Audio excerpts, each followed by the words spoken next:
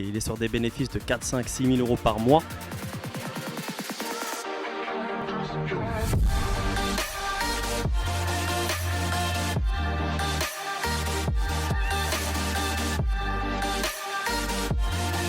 Il faut être impliqué, il n'y a pas le choix.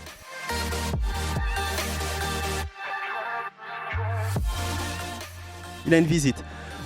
2 heures plus tard, il m'envoie un petit message, c'est un truc de fou, j'ai une deuxième visite. Et le lendemain, il a une troisième visite.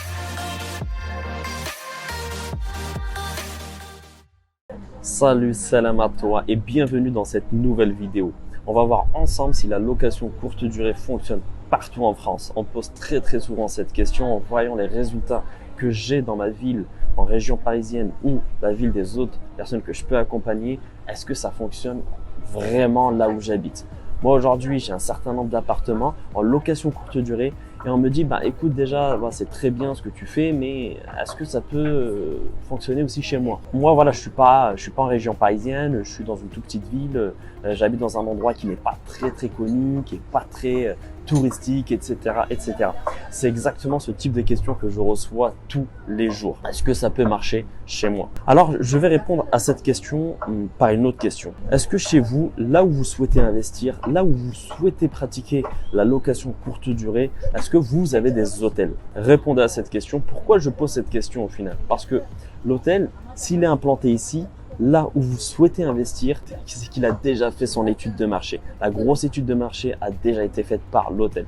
Donc il a fait son étude de marché, il sait que du coup il y a un potentiel, c'est pour ça qu'il s'est implanté ici. Et s'il est ici, ce n'est pas par hasard, c'est parce qu'il y a forcément un marché à prendre. Donc s'il y a un marché, c'est que même pour vous, il y a du potentiel. Clairement, il y a du potentiel. C'est pas avec les 50 ou centaines de chambres d'un hôtel qu'il ne va pas y avoir de potentiel. Vous en avez qu'un seul d'appartement, peut-être une dizaine. Mais en tout cas, s'il y a un hôtel, c'est que forcément il y a de la demande. Il faut aussi se dire que quand on fait de la location courte durée, c'est pas uniquement pour des touristes, mais c'est aussi pour les professionnels. Donc regardez aussi le bassin d'emploi dans lequel vous êtes installé. Peut-être qu'il y a plusieurs zones industrielles, etc.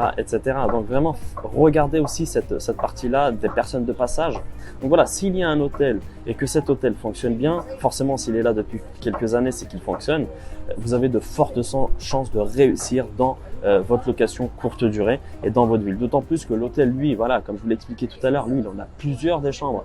Il doit remplir, voilà, peut-être une cinquantaine de chambres en fonction de l'hôtel qui se présente chez vous. En fonction de sa taille, en tout cas, voilà, il n'a pas qu'une seule chambre comme vous avez qu'un seul appartement. C'est-à-dire que si vous souhaitez investir sur un appartement, faire de la sous-loc sur un appartement pour derrière proposer de la location courte durée, vous allez proposer un appartement contrairement à un hôtel qui lui va proposer peut-être une vingtaine, une trentaine, une cinquantaine, voire une centaine de chambres, je ne sais combien. Donc vous avez besoin d'un seul client pour faire de la location courte durée ou saisonnière, un seul client par nuit, tandis que l'hôtel, lui, on a besoin de beaucoup plus pour rentabiliser. Voilà cette question, est-ce qu'il y a des hôtels chez vous? Est-ce qu'il y a un hôtel là où vous souhaitez investir?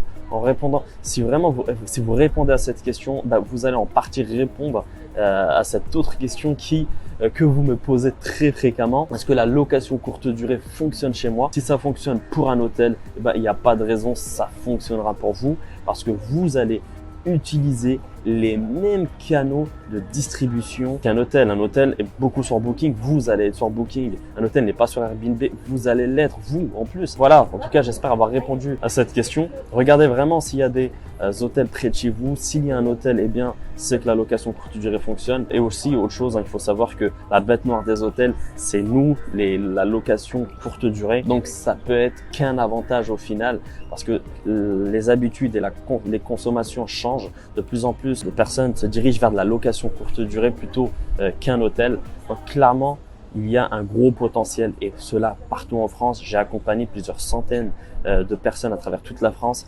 J'ai accompagné des personnes dans les grandes villes, j'ai accompagné des personnes dans des petites villes et j'ai vu, mais vraiment j'ai tout vu, j'ai vu des gros résultats sur des petites villes, des résultats que ne faisaient même pas d'autres logements sur des villes beaucoup plus grandes. Donc voilà, j'espère que cette vidéo t'aura plu. Moi je te dis en tout cas à très bientôt dans une nouvelle vidéo. N'hésite surtout pas donc à partager la vidéo, à liker la vidéo et à commenter aussi la vidéo si voilà, tu as envie de préciser autre chose. Et surtout, voilà, donc je t'ai préparé une petite masterclass si ça t'intéresse.